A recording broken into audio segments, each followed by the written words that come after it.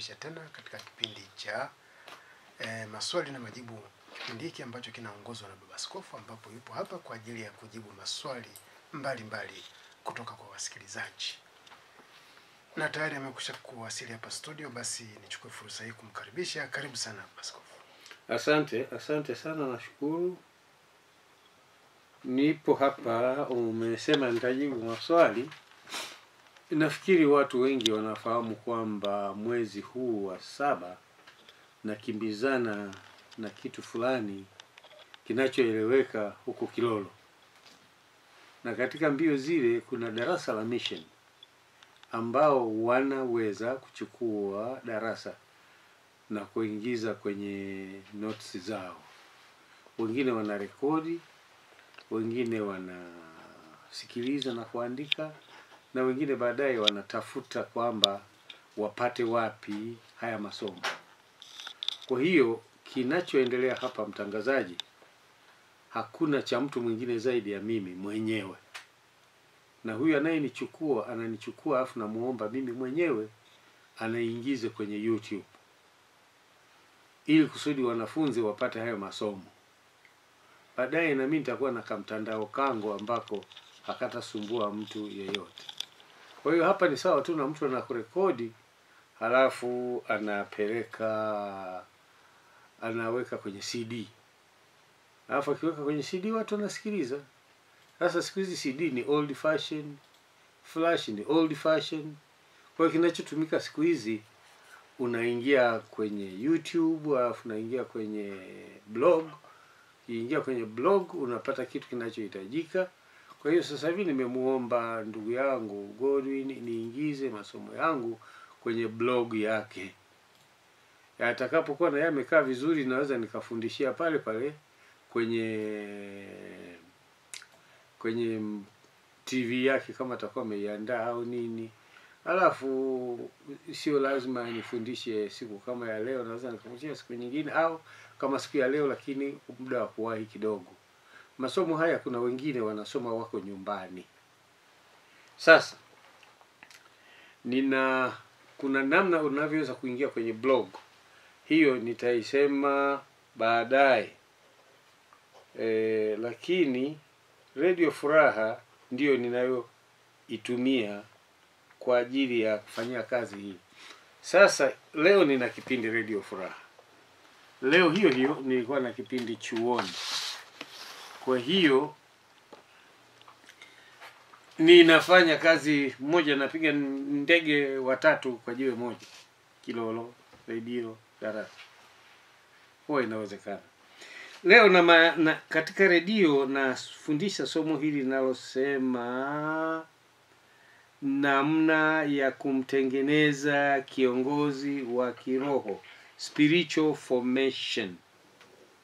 Spiritual formation wanafunzi wanafundishwa, lakini watu wengine huwa wanasema hawaelewi kwa nini wanafundishwa humu wakati wao sio viongozi wa kidini. Hakuna mtu ambaye sio kiongozi wa kidini. Sisi wote ni viongozi wa kidini. Hasa baba na mama, ninyi wote ni viongozi wa kidini. Na kikataa hivyo, maana yake hujui wajibu wako. Na kwa hiyo ninachofundisha hapa kinakusaidia wewe baba na wewe mama, wewe mwanafunzi, ila wewe mwingine hutaulizwa kwenye mtihani, lakini utaulizwa kwenye maisha ya kawaida unavyoishi katika familia yako. Tuombe. Baba Mungu Mwenyezi mtakatifu uliye juu, kuzungumza na watu ili waelewe mapenzi ya Mungu kuna hitaji muongozo wa Roho Mtakatifu. Naomba muongozo wa Roho Mtakatifu uwe pamoja na sisi, mimi ninayefundisha na wasikilizaji, ili wote tuelewe ni namna gani unapenda kutengeneza viongozi wa kanisa. Naomba haya kwa jina la Yesu Kristo Bwana wetu. Amen. Nikisema viongozi wa kanisa, kwa kweli wakati mwingine naongea na viongozi wa fellowship, naongea na watu wote ambao huwa wanapata nafasi ya kuhubiri na kulitumikia kanisa kwa nyanja mbali mbali. Sasa leo nianze na ninyi kwa kusema kichwa ni haki isiyokwepeka ya kiongozi wa kiroho. Haki isiyokwepeka ya kiongozi wa kiroho. Kiongozi wa kiroho, kama nilivyosema, tusimtazame mchungaji peke yake, hata baba, hata mama.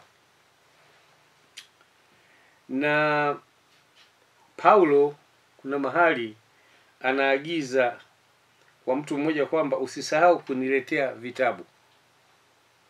Kwa hiyo namba 1, haki isiyokwepeka ya kiongozi wa kiroho ni nia ya kupenda kujifunza, nia ya kupenda kusoma, nia ya kupenda kujifunza maisha ya watu anaowaongoza na anaowatumikia. Hiyo ndiyo sifa ya kwanza ya kiongozi. Narudia, kiongozi wa kiroho,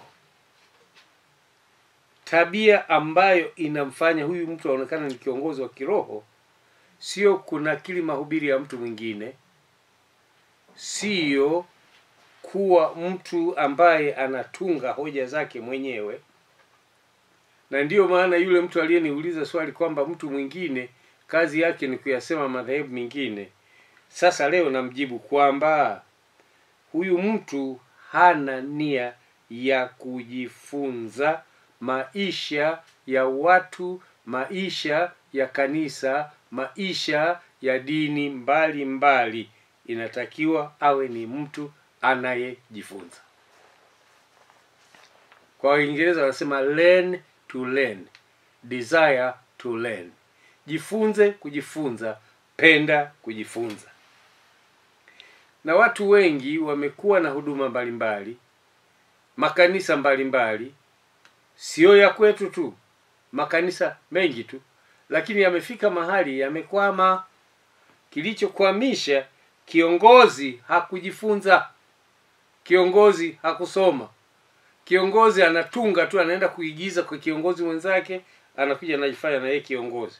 Kiongozi bingwa wa kuimba mapambio tu, akihubiri hamna kitu, akiomba pakavu, akiombea ndoa kabisa, mwingine anatandikwa mpaka na mapepo. Sifa ya pili ni ile niliyofundisha. Umelenga nini? Unalenga kwenda wapi? Una makusudi gani? Usione ajabu kukaa na kupanga na kusema ninalenga kufika hapa. Hata kama ni mzee wa kanisa, unalenga kuwa mzee wa kanisa mpaka unapostaafu, ete huendi kusoma. Hutaki kwenda kusoma hata ete tu. Kuna maombi wanafanya saa 5, wendi. Wewe ni kungoja Jumapili uvae kile kibabu ngwegale, alafu kusanye sadaka ukahesabu sadaka. Lazima ujifunze. Na ndiyo maana tumeingiza madarasa ya ete, elimu ya theolojia kwa enezi, ili kila mtu ajue anatoka wapi, anakwenda wapi. Kushindwa kwingi kwa makanisa mengi, ile elimu haipo. Ndio maana taona mtu anahama kanisa hili, anakwenda kanisa hili, kwa sababu kiongozi hajakaa akajifunza. Na wengine mmesoma, umemaliza cheti, hujasoma kitu kingine tena. Umemaliza diploma, umekaa hapo hapo. Umemaliza degree, ukajiona ndio umesoma sana, hapo hapo. Hapana, unahitaji kusoma tena na tena. Tatizo tulionalo kubwa, vitabu vingi ni vya Kiingereza. Sasa sijui watu waliogopa umande hawataki kwenda kusoma, mimi ndio sijui. Lakini ni vizuri kupenda kusoma. Na alafu kuweka lengo. Na huwezi kuweka lengo usipojifunza kwa wengine.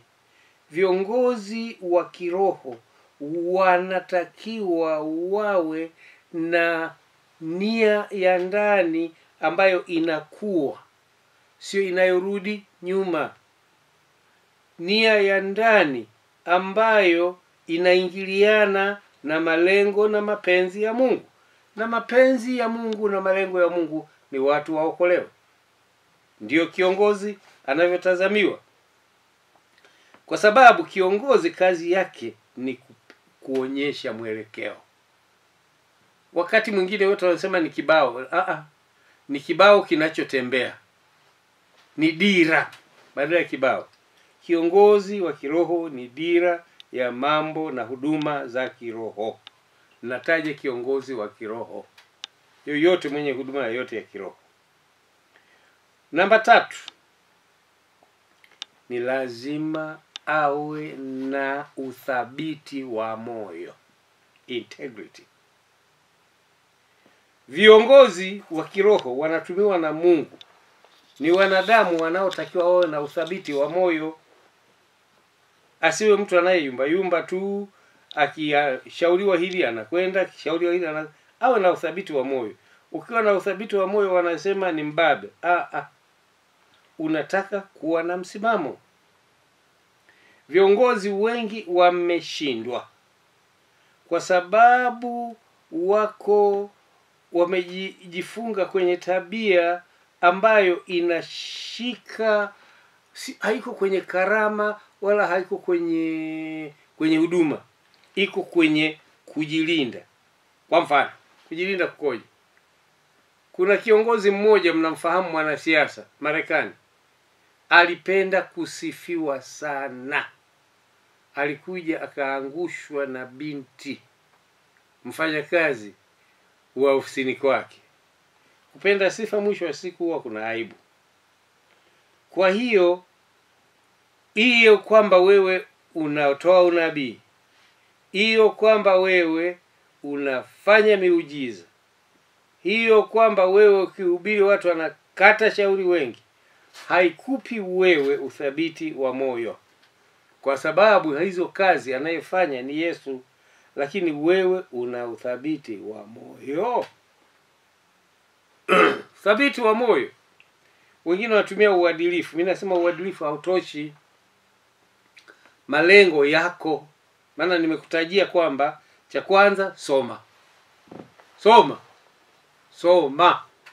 Cha pili, uwe na lengo.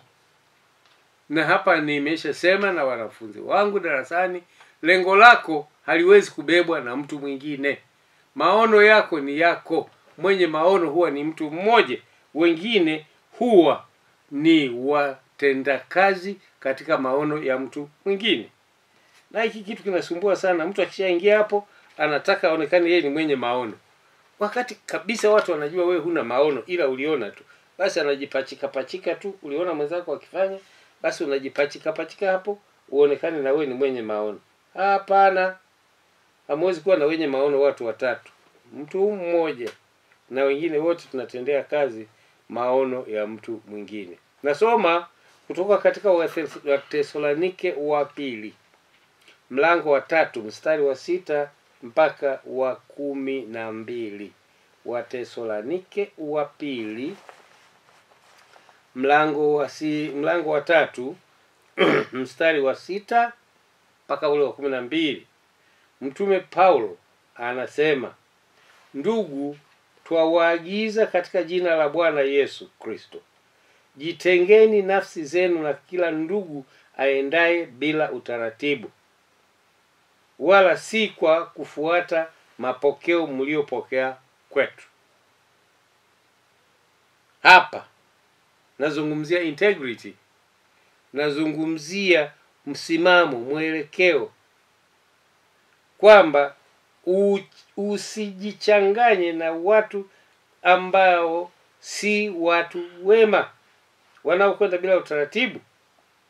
Na hapo makanisa mengi tunaumia, kwa sababu kuna watu wengi wanataka kwenda bila utaratibu. Mstari wa 7, mwajua wenyewe jinsi iwapasavyo kufuata, kwa sababu hatukuenda bila utaratibu kwenu. Kama unaandika hoja inayohusiana na namba 3 A, maana nimetaja ni msimamo. Msimamo gani? kwenda kwa utaratibu. Kwenda kwa utaratibu. Darasani wanafunzi wanaweza kuniuliza, lakini kwenda kwa utaratibu. B. Hatukula chakula kwa mtu yeyote bure, bali kwa taabu na masumbufu, usiku na mchana tulitenda kazi ili tusimlemee mtu wa kwenu awaye yote. Hoja ya mtumishi wa Mungu kukazia sana sadaka, sadaka, sadaka, sadaka. Hana kitu kingine anachofanya. Paulo alikuwa anatengeneza mahema, anauza. Kwa hiyo watu fulani wakishirika wanachoka. Na watu ukiwasalimu sana, mara umeomba mchele, mara umeomba mafuta, mara inavunja uthabiti wa yule kiongozi. Inaharibu msimamo wa kiongozi. Kuna mtu mmoja alitupa mfano kutoka Zambia kwamba alikuwepo mtu mmoja anatoa sadaka nzito kanisani, na watu wote walimheshimu na kumpenda kwa sababu kweli kipato chake hakikuwa haba. Sasa alikuwa na mtoto wake yuko Marekani. Yule mtoto wake aliyoko Marekani akawa anataka kuoa, lakini hajafuata taratibu za kanisa. Ikabidi mchungaji aseme, jamani, pamoja na kwamba ninyi ni watu wema sana, lakini huyu mtoto kusema ukweli, kwanza sijui kama ni Mkristo mwaminifu. Cha pili, taratibu za kuoa, amekuja kuoa hapa kwetu, afadhali angeleta mzimunda wake huko kutoka Marekani. Lakini kama ni wa kwetu hapa, taratibu hazifuatwa. Naomba mfuate taratibu. Watu wakitoka Marekani huwa wanajitia wanaongea Kiingereza cha ibani. Kale katoto akasema, you know, you're going to tell me get married this way? I don't care about that. I'm going to marry in another church. Well, after I got married, to the district or to the court of law. I don't care. Akatoka. Sasa sitafsiri nilichosema, lakini ndio vijana wanaotoka Marekani hivyo wanamwanga kimombo cha Marekani, amebana pua au amepanua limdomo. Sasa akaenda akafunga ndoa mahakamani. Yule baba mzazi wa yule kijana akamchukia mchungaji. Alikuwa ni mkulima, wakati leo ni mkulima wa mahindi sana, na ana hela za kulima mahindi. Sasa akasema sitoi sadaka tena. Hapa mimi siwaambia habari ya sadaka, lakini msikilizi kimbembe chenyewe. Aliposema sitoi sadaka, mchungaji akasema hewala, anayekwambia utoe sadaka sio mimi, ni Mungu. Taratibu zilizowekwa na kanisa sikuweka mimi, limeweka kanisa nzima kufuata Biblia. Huyu mtu afuate utaratibu. Sasa amefika hapa amenimwagia Kiingereza cha Waafrika wa Amerika weusi kule, mimi sifungi. Na kwa sababu ameondoka, basi mwaka ukapita hakutoa sadaka. Hakuna mwaka aliyoshindwa kilimo kama mwaka huu. Amelima mahindi, yamefika katikati, kwanza yakaliwa na ngesi, sijui mnaita nini. Kuna mdudu fulani mhindi unaota yeye anakula chini. Walikotoka sijui mnaita nini, viwavi. Wakamwaga shamba. Akapanda mara ya pili. Mvua haikunyesha. Mavuno hakuna. Yeye mwenyewe akarudi kwa mchungaji. Mchungaji, umelaani shamba langu. Akasema umejilani mwenyewe. Umejiloga mwenyewe. Wewe ndio umelikimbia kanisa. Sema unajua yule kijana wangu. Akasema ya kijana wako ni ajenda nyingine. Sasa hiyo wacha tuje tuirekebishe. Lakini kwa habari nyingine hizo mimi sina msaada kwako. Umejiloga mwenyewe. Basi akamuita yule kijana kutoka Marekani, akasema njoo bwana, hebu njoo rekebisha mambo yako na mchungaji hapa, afu ndipo ufungiwe ndoa. Akafanya hivyo. Hadithi huwa inaisha, lakini mnaelewa kwamba baada ya hapo wote mnaelewa kwamba msimamo wa mchungaji ulimsaidia yule kijana, ulimsaidia yule mzee kutegemea kwamba asitegemee pesa. Na baada ya hapo shughuli zake zimeendelea kama kawaida. Na ushuhuda huu alitoa mchungaji na yeye mwenyewe aliutoa. Kwa hiyo wakiongozi wa kiroho. Ninazungumzia ninyi ambao ni wahubiri huru. Ninawazungumzia wainjilisti. Ninawazungumzia wachungaji. Ninazungumza na maaskofu kama watakuja kunisikiliza siku moja. Na hawana sababu ya kutonisikiliza, maana mimi ni mzee wao sasa hivi. Ninazungumza na wazee wa kanisa ambao huwa wanalegea anapokuja mtu mwenye shekeli. Ninazungumza na viongozi wa idara za vijana kwamba idara nyingi zinaharibika, idara za wanawake nini. Hatujaanza idara ya wanaume. Zinapata matatizo kwa sababu ya viongozi kukosa msimamo. Mtashangaa. Haya. Kwa hiyo kuna mifumo miwili. Nikifuata hiyo alivyozungumza huyu Paulo, labda nimalize kusoma. Najua huwa naingia alafu naanza kuhubiri na kufundisha humo. Ninazungumzia kujitegemea. Mstari wa 9 anasema si kwamba hatuna amri, lakini makusudi tufanye nafsi zetu kwa kuwa kielelezo kwenu. Nimesema cha kwanza ni pale usiige watu wabovu. Cha pili, jitahidi kujitegemea. Cha tatu, najua hapa mjini watu wanagombania nyumba. Wewe afadhali kaa nyumbani kwako. Cha tatu, uwe kielelezo. Haya. Anasema mstari wa 10, kwa kuwa wakati ule tulipokuwa kwenu tuliwaagiza neno hili, kwamba ikiwa mtu hataki kufanya kazi basi asile chakula.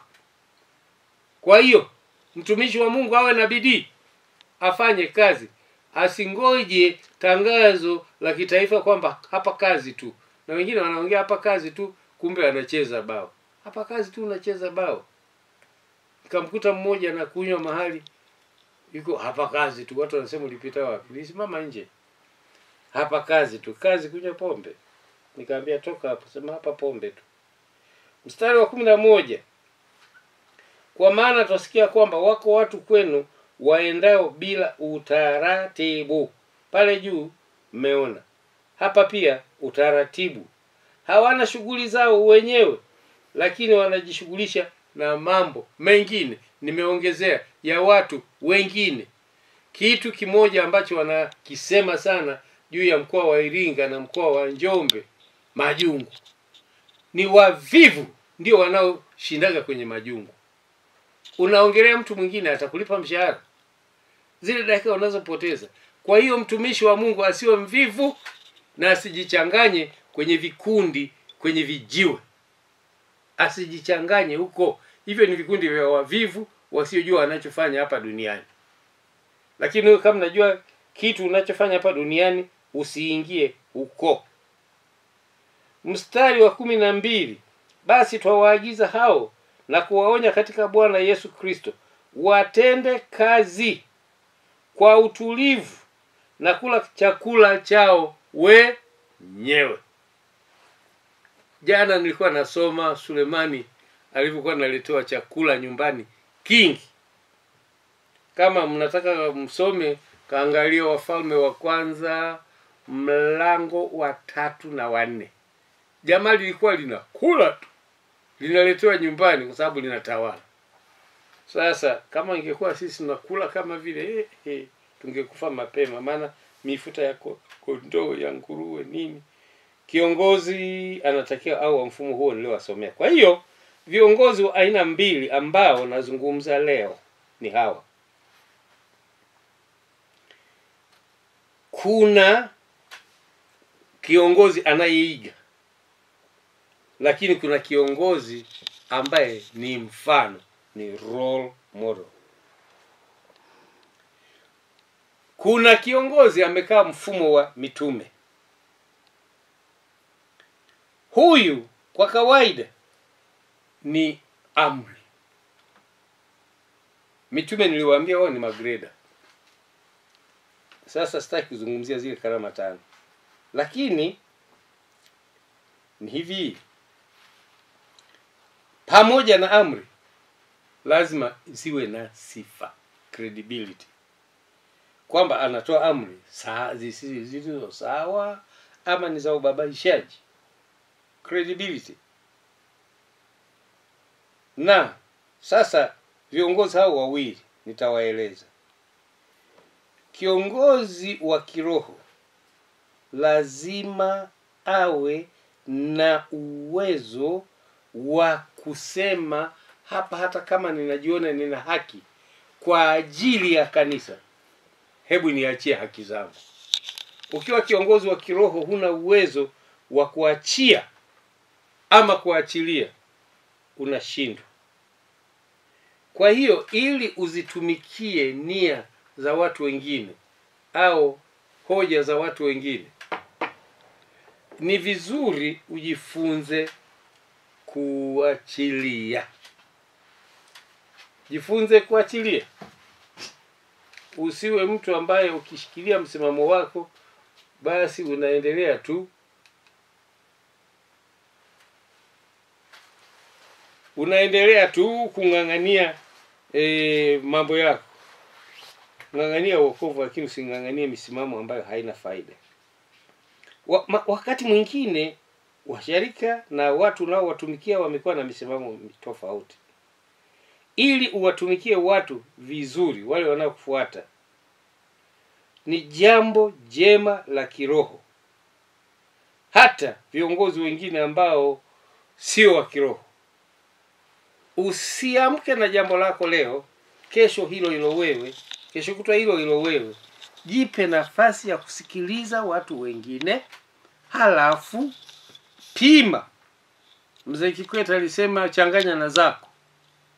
Mara nyingi viongozi wengi waliofaulu walisikiliza ndipo wakatoa maoni. Kwamba nafikiri tunasema hivi. Usipopima utapata matatizo. Ndio maana utaona kiongozi mwingine haishi kugombana na watu wake. Mtu anaanzisha huduma lakini haiendi.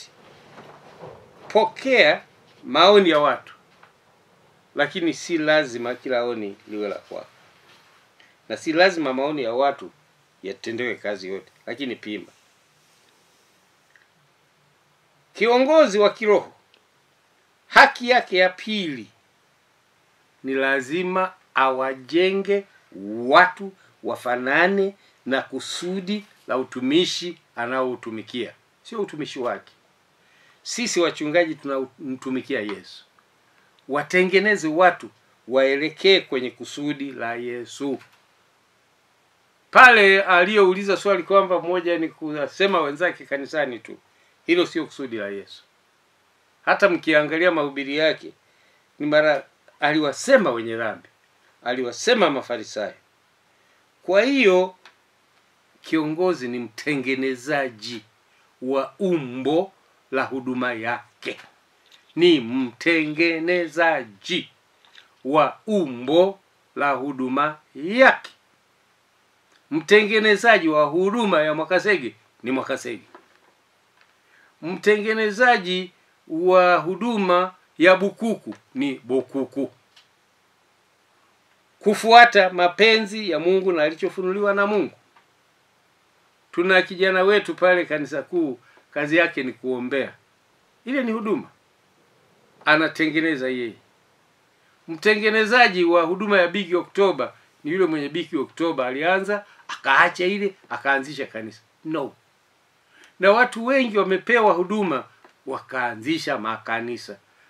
Hakika ukipewa huduma alafu kaanzisha kanisa, huduma inakufa na kanisa watapokea wenzako. Lakini huduma unaweza ukaamua na mrithisha nani. Billy Graham alirithisha watoto wake na wakamlipa kodi na serikali ikapata mapato. Maana ndio kule ukianzisha ministry za kuhubiri, sio unajiita nabii, mtume, nani, wanakuambia unafanya kazi ipi nyingine katika jamii. Uonyeshe kazi nyingine, unalipa kodi. Na usipolipa kodi wanakuweka ndani kweli. Na kuna wahubiri wengi walishawekwa ndani. Huku anasema Bwana yu mwema, anakuambia hujalipa kodi, kaa ndani kwanza, utaeleza huko kama ni mwema. You have the right to model. Tena andika hivi, nina haki ya kuwatengeneza watu wafanane na huduma ninayoitumikia. Nina haki. Mchungaji una haki ya kuwafanya watu waelekee kwenye maelezo ya Yesu Kristo, sio ya kwako. Una huduma wewe ya kuhubiri Injili. Watu lazima wanaokusaidia uwatengeneze wafanane na malengo yako. Kwa hiyo ni vizuri kutafuta maono yako yanakaakaje na utendaji wa maono yako. Kila kiongozi anataka awasaidie watu kuwa, kujua na kutenda. Nitumie maneno waweje, wajue nini, wafanye nini. Ninaposimama kuhubiri Injili, nataka wanaonisikiliza waweje, wajue nini na wafanye nini. Wale wanaosema wenye matatizo wanifuate hotelini, wahuni, msio mnakwenda. Ndio maana kanisa liko mahali pa wazi na mahubiri yako viwanjani. Lakini ukiendelea kusema unafuata mtu hotelini, watu wanalala, anakwenda kulala. Sio unakwenda na wewe kulala. Eti nitakuombea hotelini. Na wewe unakwenda. Unakwenda.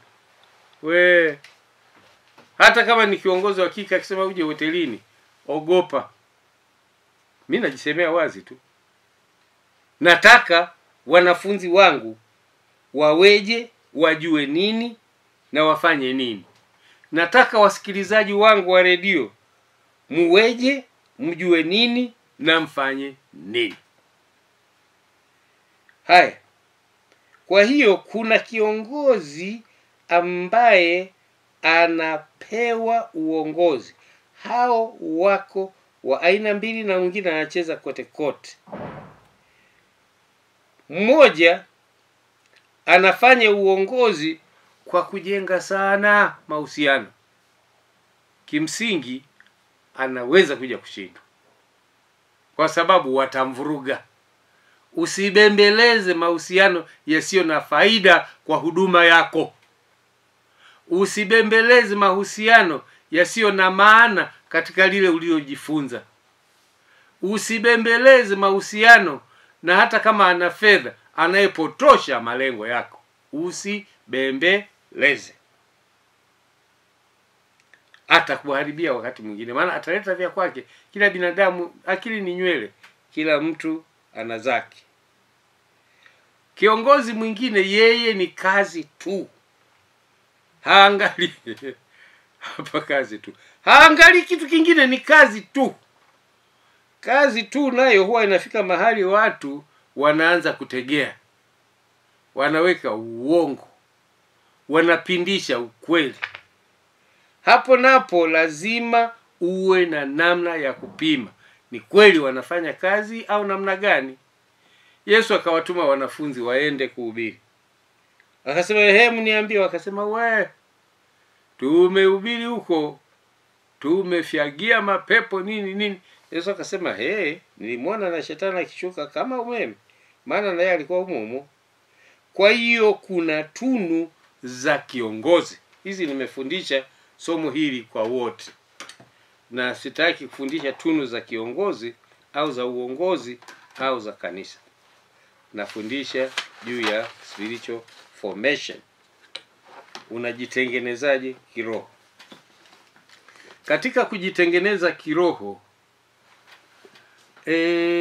ni vizuri kwamba kitu ambacho watu wao wanapigia mstari kwa kiongozi, cha kwanza kama nilivyosema, ni ule uwezo wako wa kusema okay, nilikuwa nafikiri hivi, lakini maadamu wenzangu wote mnafikiri hivi, basi ngoja tufanye hilo. Sasa mtaniuliza, kama mtu anakuletea mawazo kwenye huduma yako, mawazo yasiyofaa kwenye ushirika, unafanyaje? Hapo ndio nasema uwe na msimamo, kataa. Lakini inapofika mahali mnakuwa na jambo hamuelewi mnaendaje, maana ya mkutano ni kwamba unakusanya mawazo ya wengi, halafu ndio utolee maamuzi. Ndio maana ya kamati.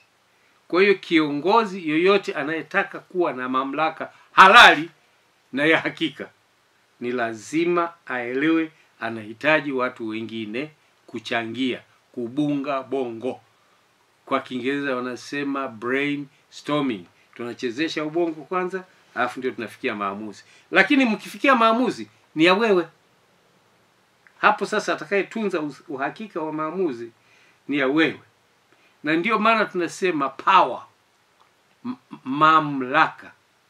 Mamlaka ya kiongozi wa kiroho inayoambatana na lile nililosema la kwanza ni kuwa wa mfano. Asipokuwa na mfano, ataacha watu, wanasema atawaacha solemba. Kwa hiyo jamaa zangu wa darasani, wekeni maneno haya ili tuje tujadiliane kesho mchana. Kiongozi, matendo ya kiongozi na uongozi ni nini? Kiongozi, matendo ya kiongozi ama matendo ya uongozi na uongozi. Kiongozi, matendo ya kiongozi na uongozi. Ningeweza nikasema maneno machache. Kiongozi ni mtu anayeanzisha jambo na kuelekeza jambo, ndio kiongozi. Uongozi kwa kweli ni kuwa mfano, na mengine mengi tutaongea. Lakini nimesema nini? Kitendo cha kiongozi sio uongozi. Kitendo cha kiongozi ni kuweka mfano. Halafu uongozi, badilisha hapo, ni kuongoza kwa mfano, leading by example. Lakini setting, unajua kuna vitu viwili. Unaweka kwamba kwa mfano ni hiki, lakini kutendea ule mfano ndio maana yake ya uongozi. Sio unasema halafu wewe mwenyewe uko mbali. Sasa hili ndilo ambalo wale tunaokutana darasani niliwaambia, kuna uwezo ambao kila mtu amepewa na Mungu. Kila mtu amepewa na Mungu. Alafu kuna uwezo ambao ile tunasema ni natural gifts, yani ni asili, umezaliwa na hali ya asili ya uwezo fulani. Alafu kuna uwezo wa kiroho, alafu kuna uwezo wa mafunzo. Leo nimeanza na mafunzo. Kuwa na karama maana yake unatumia vitu vyote vitatu. Ile hali uliozaliwa nayo, akili ile ambayo unaitumia vizuri, mafunzo ya kiroho, yani karama za kiroho, alafu na mafunzo. Sasa hili nilikwisha fundisha darasani, kwa hiyo siwezi kuliendeleza sana kwa faida ya wanafunzi wa darasani. Lakini tuseme hivi, ili uweze kuongoza kanisa au huduma ya kanisa, ni lazima ujifunze kuamka, revitalization, renewal. Uwe na uwezo wa muamsho ndani ya roho yako. Usiwe na mambo ya mwaka juzi nyakati zote. Lazima uwe ni mtu ambaye unajenga uwezo ili uweze kuwa mfano. Na kujenga uwezo ni lazima kujifunza. Nafikiri mnaelewa ninaposema haya kwamba nataka uyazingatie haya. Kwa hiyo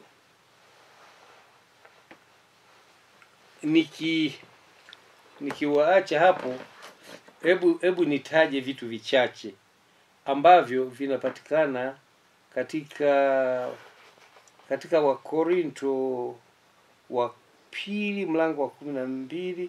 Ni mistari mingi kidogo, labda nitataja kila ninachokitaja na mistari yake. Kwa mfano, wakili, kiongozi wa kiroho ni wakili wa Mungu. Wakorinto wa pili mlango wa 4 mstari wa 1 na kuendelea. Wakili wa Mungu. mchungaji, mzee wa kanisa, shemasi. Hawa ni waangalizi. Nataja mchungaji, mwinjilisti, mzee wa kanisa, nipande juu na askofu. Hawa ni waangalizi. Na kitu kimoja wanachoangaliwa sana ni kama wamekomaa. Kwa mambo ya uzembe, utoto kwenye kanisa, kiongozi hatakiwi kuwa nayo. Mizengwe hatakiwi kuwa nayo. Matendo ya Mitume 20:28. Kiongozi wa kiroho ni mchungaji, anachunga kama anavyochunga kondoo na ng'ombe na mbuzi, ili wale anaowachunga wafuate mfano wake. Kwa hiyo usiwe kiongozi wa huduma ya kiroho afu unawakandia wachungaji tu. Mungu atakukandia wewe, kwa sababu na wewe ni mchungaji mwenzao. Usiwe mzee wa kanisa unakalisha vigenge vya kumsema mchungaji tu, unajisema wewe mwenyewe. Unaonyesha kidole kimoja, viine vinakuangalia wewe. Kwa sababu unatakiwa kumuombea na kumshauri. Akija mtu anafanya huduma hapa huipendi, piga magoti, muulize Mungu, hii ni nini? Usiende tena kuingia kanisani na kusema Unaweza ukatoa mafundisho kama ninavyotoa mara kwa mara, lakini unafafanua kwa nini unasema hicho unachosema. Nasema hivi kwa sababu nimeona kuna mpasuko. Una mpasuko kwamba mchungaji anaonekana ni yule mchungaji aliyevaa kola tu. Hapana. Ni hata wewe ambaye huna kola.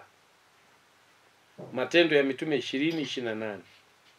Waraka wa kwanza wa Petro mlango wa 5 mstari wa 20.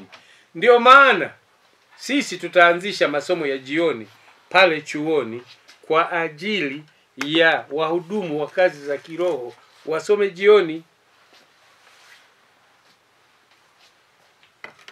Ndio maana ya darasa la mission. Hawa wanaosoma kuwa wachungaji au mchungaji tu, ahubiri, aongoze liturujia, aongoze usharika, ni masomo mazuri sana. Ni kiveta hivi, yani kwamba unasoma na lazima ukawe mchungaji. Lakini wanaofanya kazi ya mission wanasoma kuwa viongozi mahali popote na wakati wowote kwa namna yoyote. Ndio hiyo masomo Matendo ya Mitume 20:28, waraka wa kwanza wa Petro 5:2. Hii inamhusu mtu tunayemwita mchungaji, aitwe pastor, aitwe shepherd, ni hivyo hivyo. Kuna mtu anaitwa mtume. Hiki kitu ndio mnakisikia sana, mtume. Sifa za mtume. Paulo anasema ndio wa kwanza hao. Wa kwanza ni mitume. Wanaofuata manabii. Sasa mimi nimejiuliza, mbona manabii walitangulia kuliko mitume? Kwa nini Paulo anaweka hivi? Wanaofuata hapo wainjilisti, sina swali. Baada ya hapo wachungaji wametuweka namba 4. Sisi tulitaka tuwe wa kwanza bwana. Hapana. Mchungaji huna wa Kristo kama mtume hajafanya kazi. Na mtume sio wale wenye makanisa tu. Nimewapa mifano ya mara kwa mara nilipokuwa usharikani. Sitaji mtu. Tulikuwa na muinjilisti mmoja, tulimuita muinjilisti. Hajui uinjilisti, lakini anajua utume. Akapata wa Kristo 50. Tukasema huyu tukimwacha baki hapo wataparanganyika. Sasa tupeleke mtu mwenye roho ya kichungaji, anayechunga watu. Tukampeleka mahali pengine, anafaulu kukusanya watu, anajenga kanisa.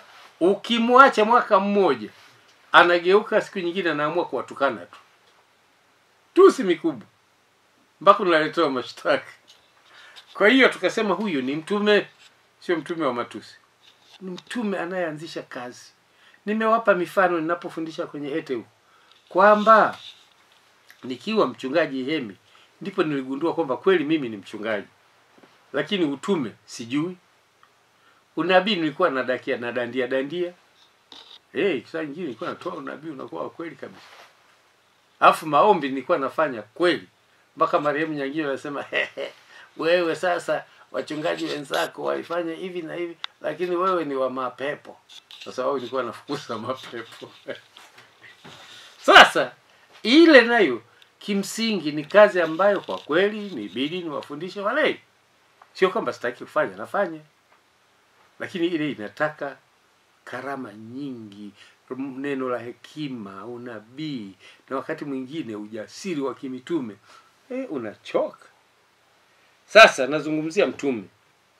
Mtume ni wa Efeso 2:20, wa Korinto wa pili 12:12.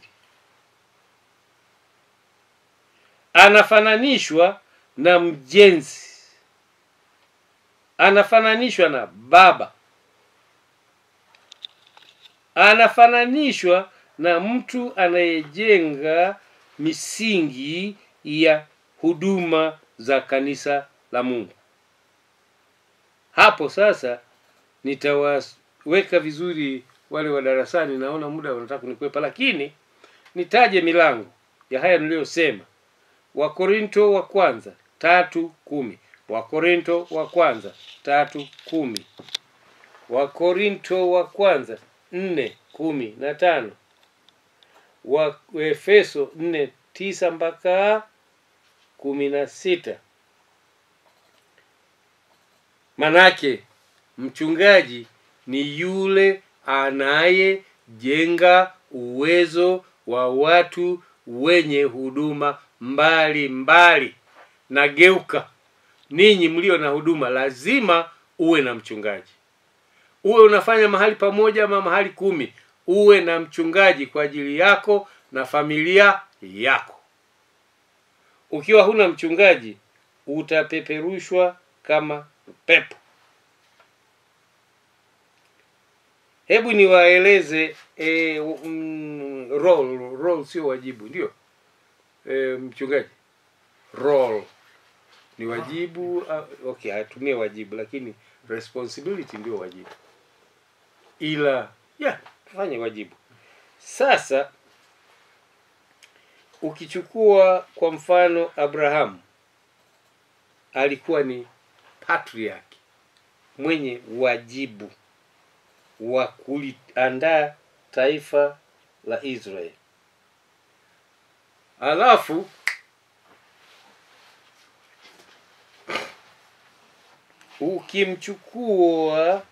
ukichukua Musa, yule alikuwa na mamlaka, Musa na Joshua, ya kimungu. Alafu ukichukua waamuzi, walikuwa ni wenye karama za kiroho kama tunavyozungumza Samuel na wengine. Walipewa uwezo na Mungu wa kiroho.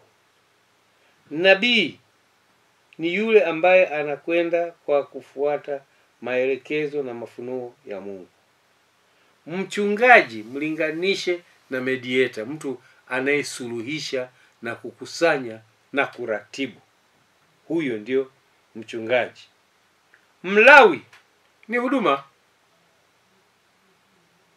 Huduma tu, anavaa kanzu, alafu anaongoza liturujia, anakusanya sadaka, anahubiri sheria au injili, amemaliza.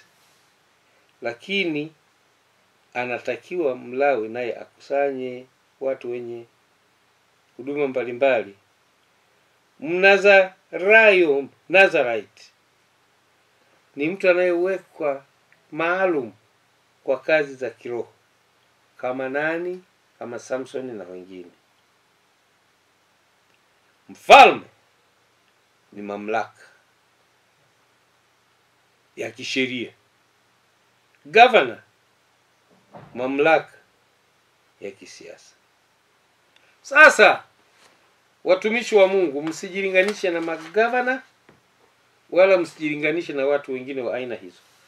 Na washauri hata wale ambao Kiingereza kinakuwa kinacheza, chukua kitabu changu,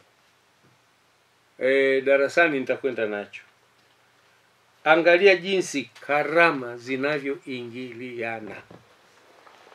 angalia karama zinavyoingiliana. Na of course darasani nitapanua zaidi kwamba karama na huduma zinaingilianaje. Na kwa hiyo nimeyasema hayo ili yakusaidie wewe katika kujenga uwezo wa huduma za kiroho. Sasa niseme kimoja tu ambacho ni cha mwisho. Huduma na karama huwa zinaingiliana. Na mchungaji, usiogope kuwa na huduma wala karama fulani. Huduma, ninyi mnaohubiri Injili na kufundisha na kutoa unabii, huwa zinaingiliana na huwa zinakuwa. Lakini cha kwanza huwa ni kupata uzoefu wa kazi ya kiroho. Kupata uzoefu wa kazi ya kiroho, kama ni kuhubiri, kama ni kuombea, kama ni. Namba 2 ni kujigundua kwamba una karama ipi na huduma ipi hasa. Katika huduma hii unayofanya, katika zile 5 moja unayo. Unaweza kuwa wewe ni mtume, unaweza kuwa wewe ni nabii, unaweza kuwa wewe ni mwinjilisti, unaweza kuwa wewe hata hujapewa joho lakini una huduma ya kichungaji. Na unaweza kuwa wewe ni mwalimu hata kama ni mchungaji. Hayo yote huwa yanaingiliana kwa namna fulani. Namba 3 ni unaposoma unapanua duara ya karama na uwezo wako. Uzoefu unapanua ule wigo wa utendaji wako. Namba 4, unapotumia hizi karama, unapozitendea kazi, inakujengea tija. Unasema hapa niliombea hivi siku ile, ngoja niombee hivi. Namba 5, unajigundua. Namba 6, kwa kweli unasema mimi ni fulani. Hata mimi sikujiita mchungaji kwa haraka, lakini nifika mahali nikasema jamani, mimi najiona ni mchungaji. Na baada ya hapo ndio unasema hizi karama na huduma zote zinanihusu, lakini mimi pa kwangu ni hapa. Ndipo unapofaulu kuwa kiongozi mzuri wa kiroho. Baada ya hapo nafikiri niwe nimefundisha sana.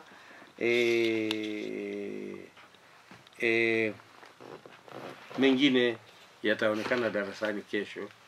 Asanteni kwa mlionisikiliza. Asanteni darasa. Nafikiri tunaweza tukakomea hapo, alafu nitatoa maelekezo machache. Bwana awabariki. Asante. Naona nielekeze, watu wengi wameuliza tunaingiaje kulipata jambo hili kwenye mtandao. Kwenye simu yako, kama mimi sijajua simu zingine hizi za vinamba, lakini kama ni ya kupiatila, ingia kwenye Play Store. Ukishaingia kwenye Play Store, unagonga pale, utaona imeleta Google Play, alafu baadaye imeondoa, inasema search for apps and games.